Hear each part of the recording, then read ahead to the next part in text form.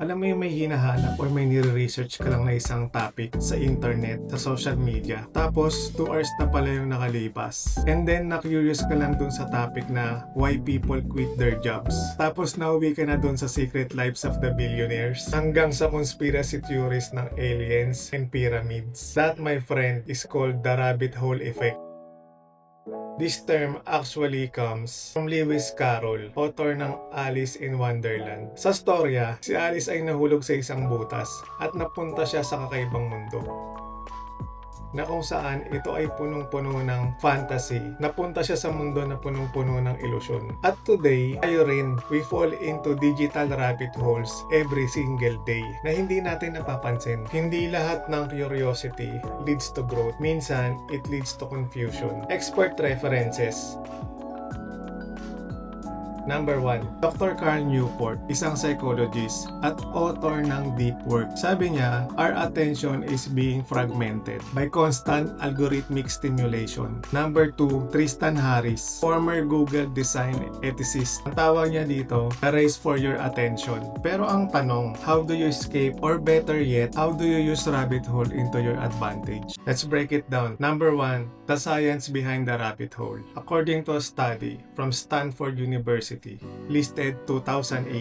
Based dun sa study, ang algorithms daw ay designed to keep you hooked, feeding what dopamines trigger, tulad ng novelty, outrage, curiosity. Sabi din nila, every time na may bago kang nakikita or nalalaman, your brain release a small hit of dopamine. Parang mini reward, kaya hindi ka makabitaw. Parang casino, pero digital. Number 2, loop up curiosity. Sabi ni Dr. George Loewenstein, sabi ni Dr. Loewenstein, isang behavioral economist, our brains or ang utak natin is wired for curiosity. Ang tawag niya dito ay information gap theory. Sabi niya, when we see something we don't fully understand, we crave to fill the gap. Kaya tayo napapa-just one more video. For example, na-curious ka sa isang video sa YouTube, how to start a business. Tapos napunta ka dun sa mga topics na why you will never become successful and the truth about motivation. 2 hours yung nasayang. Number 3, how to avoid falling too deep. Number 1, set intentional triggers. Bago ka magbukas ng app or mag-research or mag-scroll, tanungin mo muna yung sarili mo, ano ba yung hinahanap ko? It's like entering the forest with map para hindi ka maligaw at alam mo kung saan ka pupunta. Number 2, use 3 video rule. Manood ka lang ng 3 video na related sa topic mo. Pag may nadaanan kang hindi related sa topic mo, ihinto mo agad. Number 4, reverse the algorithm.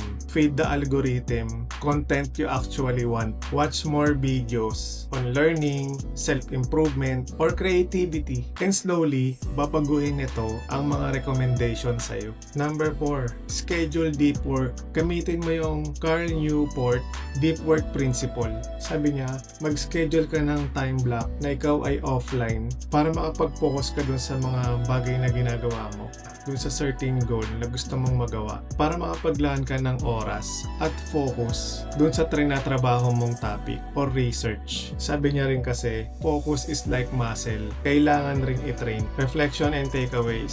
Si Alice ay hindi nagstay sa Wonderland forever. Bumalik siya sa reality.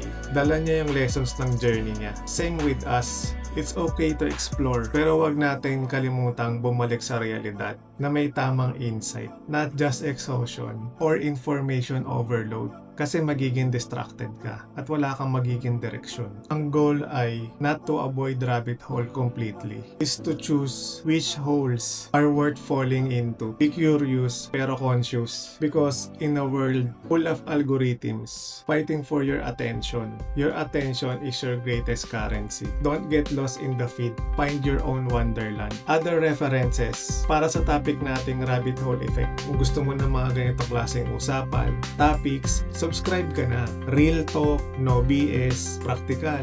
Bye!